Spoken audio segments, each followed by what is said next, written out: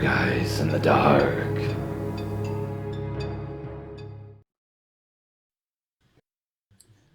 The first time that he had asked me out, I told him no. We had known each other in art school. He had always struck me as a little bit off. Not that he wasn't a brilliant person. Not that he didn't have a body that sparked a million fantasies, and eyes that were icy blue, that would freeze the sunlight. But he was so obviously damaged, and unstable. I wanted to be smarter than my hormones were, so I said that I'm sorry. I really can't. He had picked me up, lifted me up into his arms, walked me across the flooded street. He said that he asked me once again the next day. It really was a bold move on his part, and I had noticed. It made me really nervous. Over the next few weeks, he had called me every single day, emailed me twice as often. Love poems, to be exact, laced with sexual innuendos, filled with the specifics of our conversations. He seemed enamored by me. Finally, I had relented. I told him that I would go out with him. He had earned a date from me. Over coffee, he had told me about his abusive father and his stepfather. He showed me the knife that he kept in his pocket of the corner of his leather jacket. I tried to look unfazed and as calm as possible. I didn't ask him back to my place, but I had agreed to see him once again. I saw him every weekend for almost 2 months before he told me that he had loved me. After a few weeks of that, I started saying it back to him. I must love him, I thought, after countless hours listening to him cry on the phone, in the early hours of the morning, telling him that he was good enough, and that he deserved compassion, that he deserved affection. I thought that meant that I loved him, or I was obligated to love him at that. Winter came, and he fought with his mother. She had kicked him out of the house.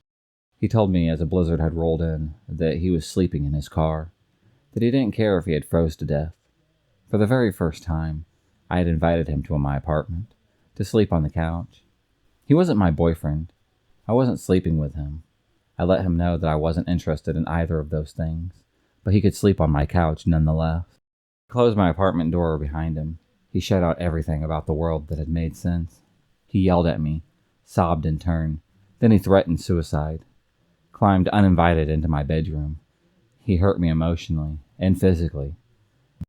When I finally lost the ability to continue to stop him, he had raped me in the dawn light, on my own bed. Then he put his shoes on and left. I didn't answer my phone for days. I didn't leave the house. I had lost my job. I was too traumatized to even move. The answering machine had filled with messages from him, all professing his love to me. As soon as I had gathered my courage, I had wrote him a letter, telling him never to contact me again. But every few hours, another phone call, another email, a well-meaning neighbor would let him into my building. He stood outside my apartment door, crying, until I had called the police on him. When they arrived, I had declined to file a report. It had been more than a week since the assault. What did I have to prove my story to them? The calls and messages were relentless. After months, and 3 phone number changes, and email addresses, I couldn't face living alone. I moved in with my friends, male friends that I thought might deter him. I told all our acquaintances he had raped me and wouldn't leave me alone. For a few days, the phone calls had become more plaintive, and even desperate. They turned ugly. The same talent he had used to woo me with beautiful poetry produced threat after threat, sent from anonymous email addresses, but laced with hints that it was him. He threatened to kidnap me from the coffee shop that I frequented and skin me alive. He told me that I looked beautiful when I had walked to the grocery store, mentioned the clothing that I wore that very day, and how many bags of groceries I had taken home. He threatened to cut my heart out with a knife, that exact one that I seen on our first date. I stopped leaving my house. I saved every single letter, every note, even every voicemail. I had wondered when enough would be enough, when the dam would just break, and when I would have enough evidence that I needed to take to the police. But nothing had his name on it. Everything was very careful. There was no email address used twice, no names. Every threat sent in the form of a fiction story, starring fantasy characters. It was all my word against his. One day, I couldn't handle it anymore. Not knowing where else to go, I went to Planned Parenthood. They had listened. They believed me. They didn't blame me. They referred me to a psychiatrist and to the courthouse to file an order of protection. When I arrived at the courthouse, I had the police report from when I had declined to name him, but had told the officers my ex wouldn't leave my front door. 2 years earlier, I was told that I would have to report the assault to the police before I could even proceed. Reporting the rape and stalking to the police was nearly more traumatic than the experience itself. As I had read story after story aloud, the officers rolled their eyes and sighed in a bored sort of way. "This sounds like a breakup, a really bad one," they said, "not a crime. If you were raped, why wait 2 years to say anything to us? How do you know that that's even about you, or from him? Aren't you reading an awful lot into this?" At the end of that afternoon, one of the officers had shrugged. "I can't file any charges over this, but I can tell you that I can tell him to leave you alone, if you want, scare him for you a little bit." I agreed to this. I don't know what the officer did or had said, but it must have worked. In the 8 years since, I have only heard from him once. 5 years ago, maybe.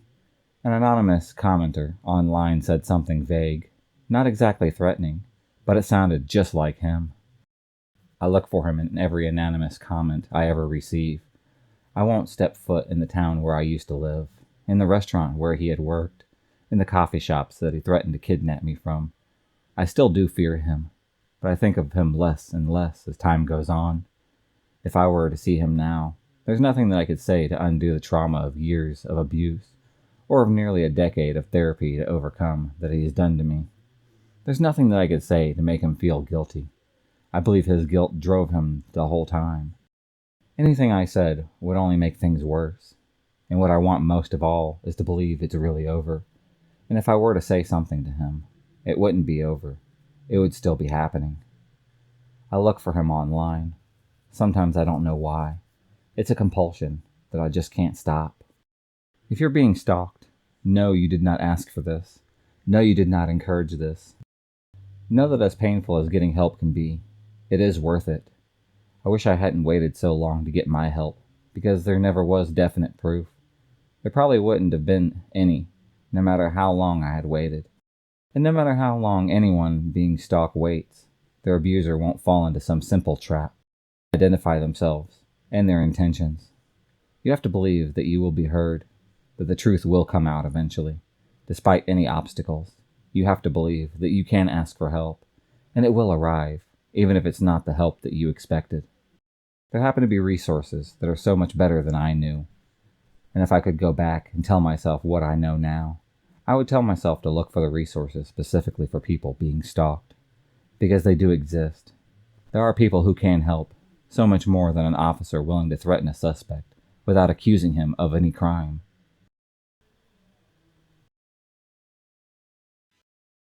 I had just met a man who I will call Joe. At my request, I decided to meet in a Chicago bar with a group of my friends back in October of 1999. We talked, drank, we danced a little bit. Much like many college students, we were enjoying a night out. He seemed pretty cool when I had first met him, the first couple of times. Yet that night of fun had turned into a prolonged nightmare for me. At the time, I was a university graduate student. I never filed a police report about the case. Joe had told me that he wanted to spend the rest of his life with me within just a month of being near each other. I decided to back away from him, telling him that I didn't feel the same way that he did. Joe persisted in his attempts to woo me. He had followed me wherever I went. He cried a lot as he begged me to accept him. He would whisper on the phone at 3 o'clock in the morning that he loves me, and then proceed to tell me that I'm very beautiful. It has been 4 years. You'd think that he would take the hint by now. When I had met him, I made it very, very clear to him that I was not looking for a serious relationship. We only went out just a few times, but he kept on calling me and wanting to see me. He said that he wanted to spend the rest of his life with me, but didn't believe in marriage. He had told me that he was new to Chicago and had 3 months left on a temporary job. I later found out that he doesn't have a job. He moves from place to place. He hated Chicago, but was ready to live there just for me. I kept telling him, and I tried to make it clear to him numerous times, that I did not feel the same way that he felt. He refused to accept my rejections. When I started dating other men, Joe had accused me of not wanting a relationship with him because he was black. I tried telling him that his race had no impact on my feelings for him. His personality alone was prone to changing within a matter of moments. One night while we were hanging out, my car happened to get towed. He insisted on paying for it. When I didn't let him, he got angry and then just left. Later on that night, Joe had told me that he wished that I would die. Mind you, one moment he would be saying that he loves me, and then when I would not say it back, he would say that I was a horrible person and didn't think about other people's feelings. Joe ended up moving to Wisconsin in January of 2000, and I thought that I was rid of him for good. But then he started to show up in Chicago frequenting the places that I usually visited. I even had a guy pretending to be my husband call him once to kind of help in throwing him off of my back. Joe knew my daily routine and found me no matter where I went. I saw him in a bar one night. He started telling me that I was lying, that I didn't love him. He was upset that I was not returning any of his feelings. He used to even bring girls to his home, then call me from the neighboring room while the girls were asleep. Even though he knew his actions would upset me, he kept insisting that he would give up all his bad habits if I would just accept him in my life. Despite constantly telling him that I wasn't interested in pursuing a relationship with him, he just continued to contact me. Between September and October of 2001, Joe had called me almost constantly, but then he stopped calling for the next 3 months when he realized that I was not going to answer any of his phone calls. Soon after, the calls once again had picked up. Even though I happened to have caller ID, I would not know when he was calling, as he would call from a different number every single time. He wasn't taking any of the hints. In between all the phone calls, he would move from one state to another, change jobs pretty frequently. Throughout the time that he had stalked me, I continued to date other people. Eventually, one of my boyfriends had tried to call Joe, but since he moved so often, it was difficult to contact him. One of my friends had advised me to hang up the phone as soon as I recognized Joe's voice, but he started to leave strange messages on my phone. My mother had once heard a message saying that I love you at home. My mother did know about him to some extent, and thought that he was a psycho. Somehow my mom really never insisted on calling the police. My mom's the kind of handle-it-yourself type of person, made cracks about it once or twice. I never called the cops to get Joe off my trail, because I didn't think that he was capable of hurting anyone. I did threaten him a few times, telling him that I would contact the authorities if he did persist bothering me. I never thought that he would do anything harmful. Once Joe realized that his phone calls weren't getting his message across, he decided to turn to a new method of communication. He started to mail letters to me. It's not like he would mail a regular letter. I would know immediately that it was him when I saw his letters without even opening them. He would write "I love you" on the covers, and each had a top 10 list. Sometimes the list would describe qualities about me that Joe found very attractive, like a list of my good qualities or the reasons that Joe would love me. He even wrote letters to my family. I became wary on my family's behalf as I was living with them. He even sent a letter to my best friend. That letter even asked my best friend to treat me well and take care of me. During the time that I was dating other people, his obsession became even more serious. He would show up at random times. I decided to move to Georgia, but I kept the same cell phone number until January of 2003. That was when Joe's last directly contacted me. It sucks when you have to change what you do. I thought that I could keep the same cell number after changing states, because it would be hard to give anyone back home my new number. I'm still pretty scared that somehow, some way he's going to figure out where I am. If people really want to find you, they can. Looking back on all this and recalling my actions, I was too nice. I definitely let it go on longer than I wanted it to. As a result of the stalking, I'm now cautious around men, and I'm careful with forming new friendships because Joe really scared me. I go through phases where I get weary of guys. I tell my boyfriends, don't call me every single day. I still am like that sometimes. I will back off if someone gets too close. Joe still contacts my family back in Chicago to find out information about me. If I heard from him today, I would freak out. My heart would just stop. I would say to anybody who has a stalker, contact authorities.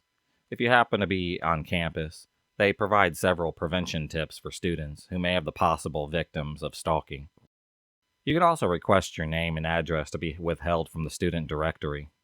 There's also numbers that you can call. That way you can stay anonymous. Also, if you think you are being followed while in your car, you can make 4 successive left or right turns. If the car continues to follow you, just drive to the nearest police station.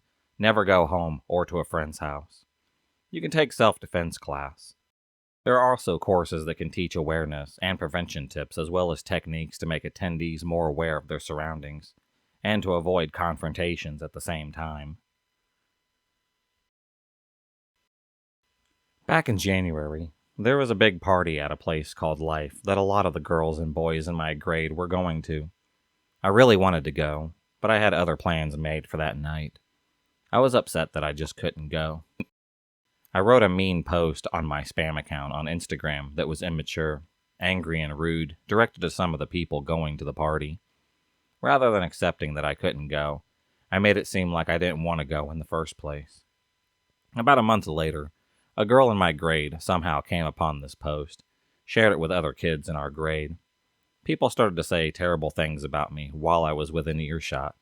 Hearing this, I decided to go up 4 or 5 of the girls and apologize immediately to the post.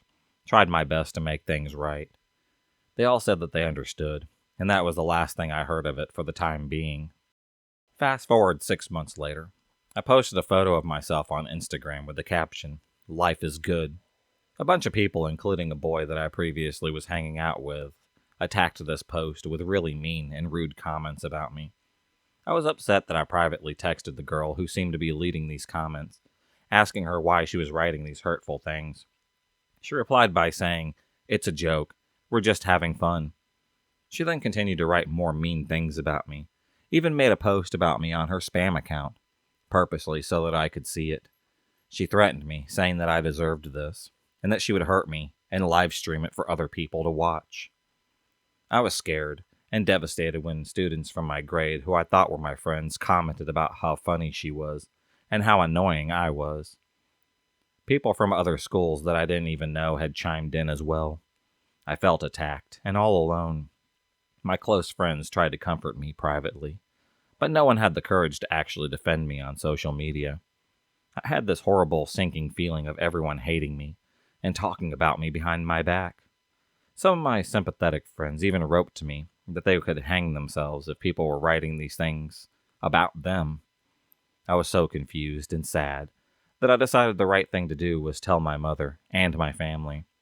My mom reached out to my school advisor, who reminded us that my school has a code of conduct policy that includes a cyberbullying section that all the students have to sign.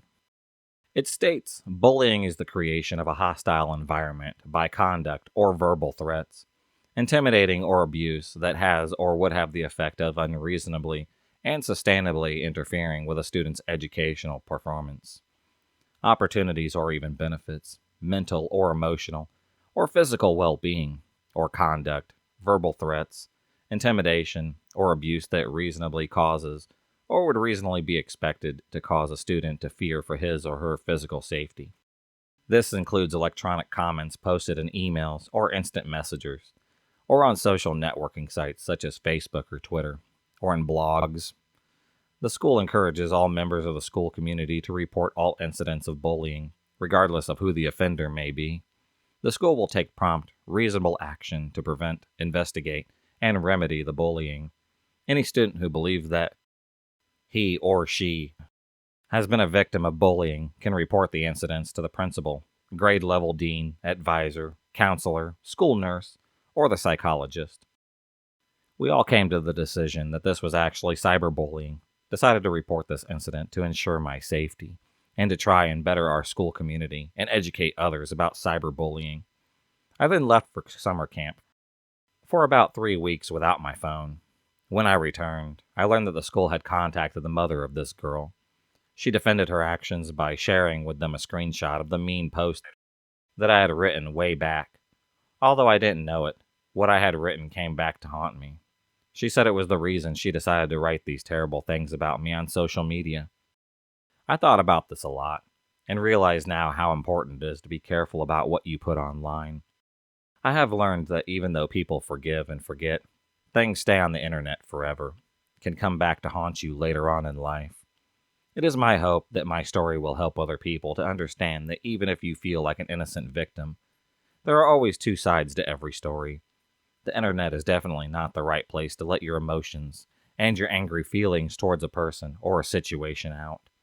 I was very hurt by this experience, and I know many of the other people involved also have been hurt and possibly upset.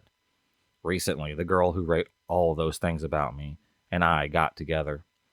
She apologized to me for the things that she had posted. We decided that moving forward, we would both do our best to look out for each other and only spread kindness out on social media. To anyone going through this, remember that you are not alone. Don't be afraid to ask for help and share your story. Look at your own actions. Do not say negative things on the internet. And don't get caught in the moment. It can and will get better. I promise you that. If you enjoyed this video, please subscribe, like, and hit the bell for notifications on future videos and become a stalker of the night. And I'll see you next time.